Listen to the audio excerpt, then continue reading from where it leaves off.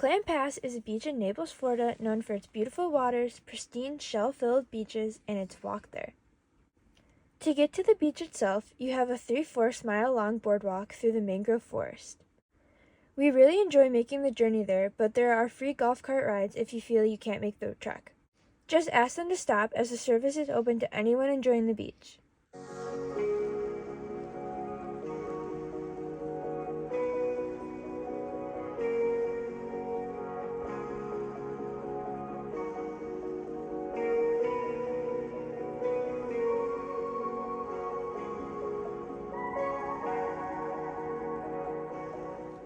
At the end of this winding boardwalk is this gorgeous stretch of white sand beach.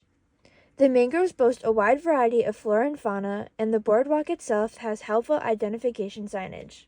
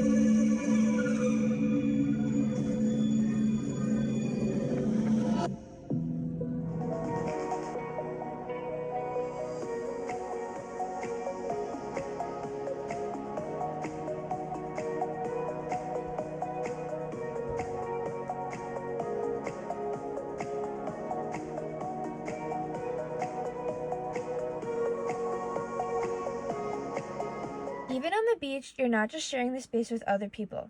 It's an important stop for seabirds, and oh yeah, the shells. Some of these guys might still be in there though, so make sure to check that you're not bringing anybody home. The beach allows public access to this unique ecosystem, but also shares its shores with 2 resorts. Because of this, there's a dining option, some children's activities, and beach rentals available at the end of the boardwalk. Our favorite part of the beach is the inlet back into the mangroves. Here you're swimming in the river as it runs into the ocean. Depending on the weather and the tide, the water turns a magical blue.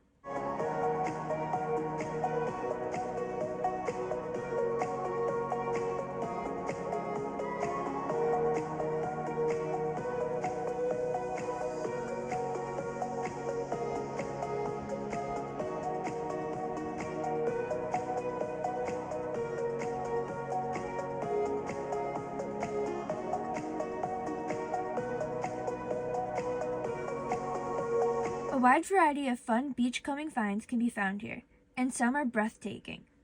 It's always a good time when I get to tell Sarah everything and anything is fossilized poop. Now let's talk about the shells found at Clam Pass and other local beaches. So there are 2 main types of shells that you can find all across the world. You have bivalves, and what bivalves are any of your shells that look like this. So they seal. So they're called bivalves because they have bi, 2, and it's a valve.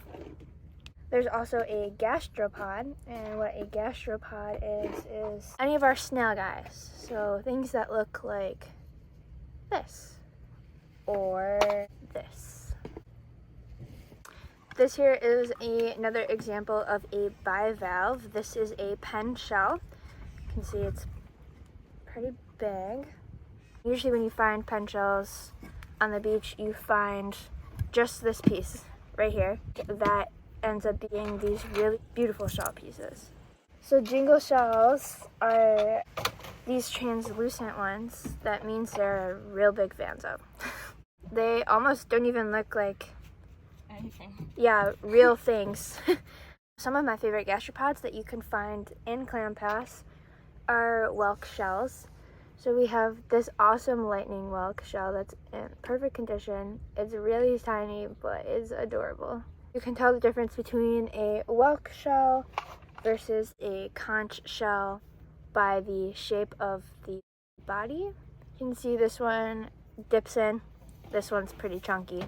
Other gastropods found at Clam Pass include these olived letters, which have a beautiful shell pattern. Another type of gastropod is called the slipper shell. So it looks like this, and on the inside it almost looks like it would be a part of a bivalve shell, but it has a little scoop on the inside, and that's where the little mollusk holds on to its shell. Other mollusks include these things called limpets. I only have ever found 2. These are the 2. Another really interesting gastropod that's found at Clam Pass is called a worm shell. I just love them. They're so interesting to look at, and each one looks so different. Have some mollusks. One of my favorite parts about Clam Pass, there's the section where the oceans are kind of hitting on a sandbar from 2 sides, and it builds up a lot of shell buildup, and there's so many tiny shells that are in the most pristine condition that I have ever seen something so small and cute. Another really cool find that we had was this apple murex. Pretty sick. Moving on to the bivalves that we found. This is one of my favorites. It's an angel wing. It's a little busted on the edge, but this is the only angel wing that I have ever found. This is a cockle. I think it's called a Van Hingings cockle. Some of the favorite pieces that I found were actually broken pieces of these cockle shells. The tiny pieces are just so beautiful. They have so many different colors. And some of my favorites too were some broken scallop pieces.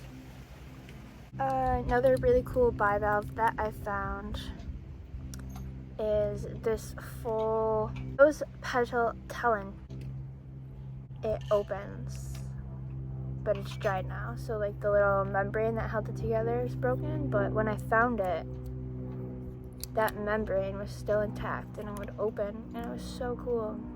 Here is a scallop. Me and Sarah are vegetarian and we don't eat fish. I didn't know that this is what a scallop looked like. It is so pretty. Other favorites of their bivalves were these coquina shells. They come in literally a rainbow of colors. They look like butterflies when you find a pair. They're some of the cutest shells.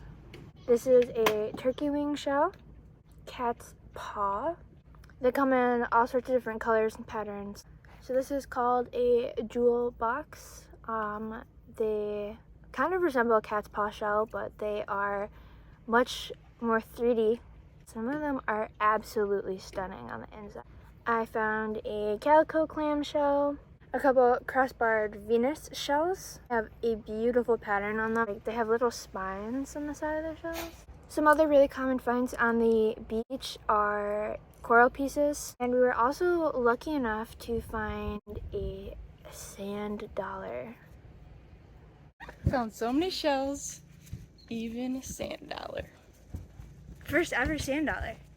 It's broken, but it's fine. You might have noticed that some of these shells that I was showing you have some of these holes drilled into them, and those aren't on accident. Those are actually due to a carnivorous mollusk, shark eye shells, or they're also known as moon snails. These guys will drill holes into the tiniest of shells. And when I say drill holes, I mean drill holes. They release enzymes in their saliva, and they start drilling a hole with their tongue in a perfect circular motion down into the shell, and then they start injecting that same enzyme inside. It softens the poor victim, and then they go ahead and drink it out of that hole. They are not adverse to eating each other. Evidence of these creatures are not only seen on the shells of their victims, but moon snail eggs can be found all over the beaches and waterways.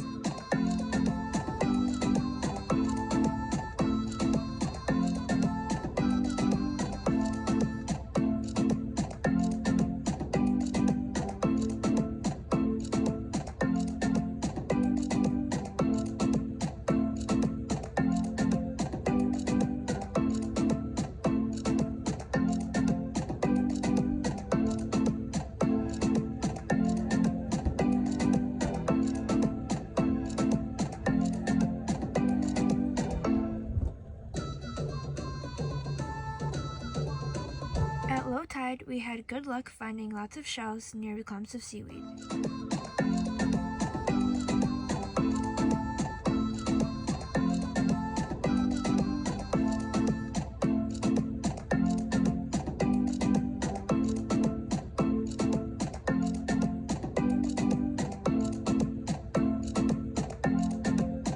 Parking here is currently $10 as of January 2023.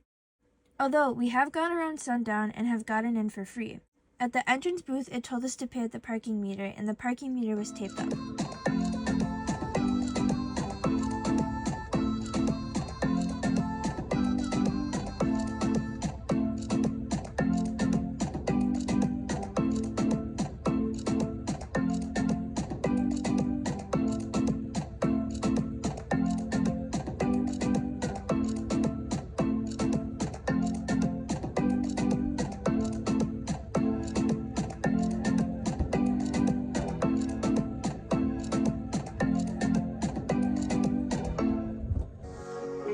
Enjoyed this video or got something out of it and haven't already, subscribe and give us a like. We're Sarah and Bri. Keep stepping out.